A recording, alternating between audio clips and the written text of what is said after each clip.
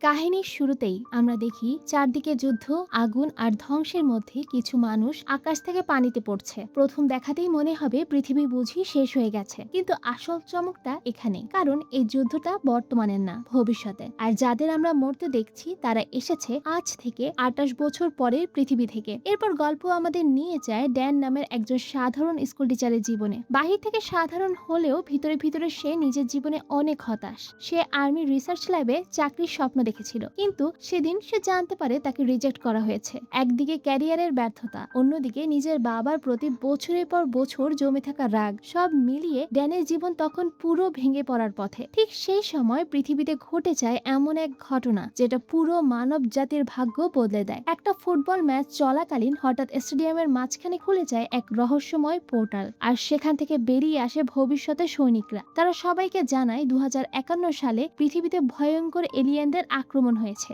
যাদের নাম white spike. মানুষ সেই যুদ্ধে প্রায় হেরে গেছে। যদি এখনই কিছু না করা হয় তাহলে মাত্র 11 মাসের মধ্যেই পৃথিবী থেকে মানুষের অস্তিত্ব মুছে যাবে। তাই ভবিষ্যতের মানুষরা অতীতের সাধারণ মানুষদের ধরে নিয়ে যাচ্ছে যুদ্ধ করার জন্য। কেউ স্বেচ্ছায় যাচ্ছে না, সবাইকে জোর করে পাঠানো হচ্ছে মৃত্যুর মুখে। আর যাদের পাঠানো হয় তাদের অর্ধেকেরও বেশি আর কখনো ফিরে আসে না। এরপর একদিন হঠাৎ ড্যানের কাছেও নোটিশ আসে। সে ভেবেছিল হয়তো চাকরি পেয়েছে, কিন্তু সেখানে গিয়ে সে জানতে পারে তাকে ভবিষ্যতে যুদ্ধ করার জন্য বেছে নেওয়া হয়েছে। তার হাতে একটা ট্র্যাকিং ডিভাইস বসিয়ে দেয়া হয় যেন সে পালাতে না পারে। ড্যান বুঝে যায় এখন তার সামনে শুধু দুটো রাস্তা আছে, মরে যাওয়া অথবা যুদ্ধ করা। তার স্ত্রী অ্যামি অনেক চেষ্টা করে তাকে আটকাতে, এমনকি বলে নিজের বাবার সাহায্য নিতে, কারণ একমাত্র তার বাবাই সেই ডিভাইস খুলতে পারবে। কিন্তু রাগ আর অভিমানের কারণে ড্যান নিজের বাবার সাহায্য নিতে চায় না। এখানেই আমরা বুঝতে পারি এই গল্প শুধু এলিয়েনের যুদ্ধের না, এটা একটা ভাঙা পরিবারেরও গল্প।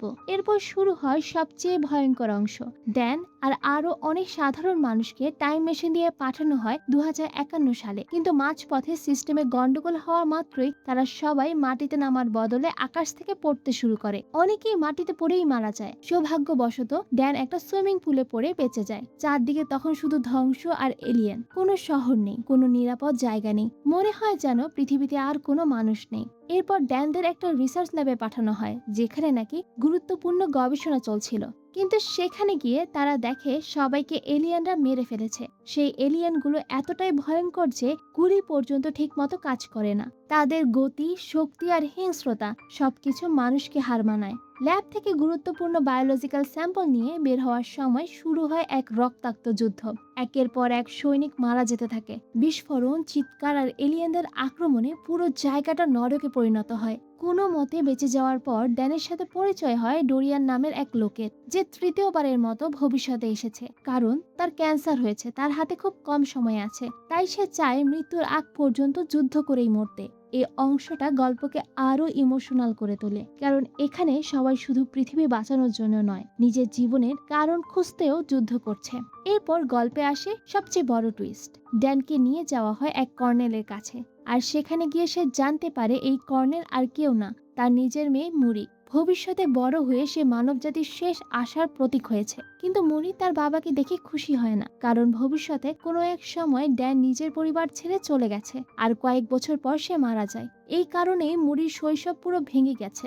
ড্যান তখন বুঝতে পারে সে শুধু পৃথিবীকেই না, নিজের পরিবারকেও হারাতে চলেছে। মুরি জানায় হোয়াইট স্পাইকদের মধ্যে একটা ফিমেল এলিয়েন আছে, যেটা বাকি সব এলিয়েন তৈরি করে। যদি তাকে মেরে ফেলার মতো টক্সিন বানানো যায় তাহলে পুরো এলিয়েন জাতিকেই শেষ করা সম্ভব। এরপর শুরু হয় সেই ফিমেল এলিয়েনকে ধরার মিশন। এই দৃশ্যগুলো এতটাই টেনশন ভরা যে এক সেকেন্ডের জন্য চোখ সরানো যায় না। অবশেষে তারা ফিমেলটাকে ধরে ফেলতে সক্ষম হয়। তারপর মুরি তার ডিএনএ দিয়ে টক্সিন তৈরি করতে শুরু করে, কিন্তু সময় খুব কম, কারণ ড্যানের 7 দিন শেষ হয়ে আসছে। যদি সে এখন ফিরে না যায় তাহলে আর কখনো বর্তমান সময়ে ফিরতে পারবে না।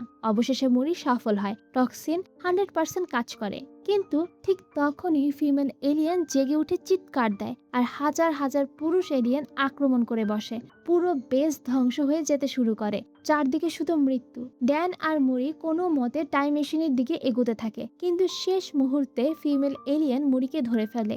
ড্যান তাকে বাঁচাতে চাইলেও টাইম মেশিন জোর করে তাকে বর্তমান সময়ে ফিরিয়ে আনে। নিজের চোখের সামনে ভবিষ্যতের মেয়েকে মরতে দেখে ড্যান পুরো ভেঙে পড়ে। বর্তমানে ফিরে এসে ড্যান বুঝতে পারে যদি এখনই কিছু না করা হয় তাহলে ভবিষ্যতের সেই ধ্বংস ঠেকানো যাবে না। এরপর সে এলিয়েনদের একটা নোক নিয়ে গবেষণা করে জানতে পারে এলিয়েনরা আসলে ভবিষ্যতে পৃথিবীতে আসেনি, তারা হাজার বছর আগেই বরফের নিচে চাপা পড়েছিল।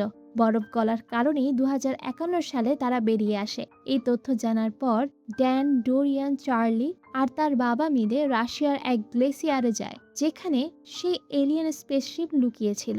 এখান থেকে শুরু হয়ে যায় শেষ যুদ্ধ। বরফের নিচে লুকিয়ে থাকা সে এলিয়েনদের জাহাজের ভেতর ঢুকে তারা একে একে ঘুমন্ত এলিয়েনদের টক্সিন দিয়ে মেরে ফেলতে শুরু করে, কিন্তু আবারও জেগে ওঠে সেই ফিমেল এলিয়েন। শুরু হয় শেষ লড়াই।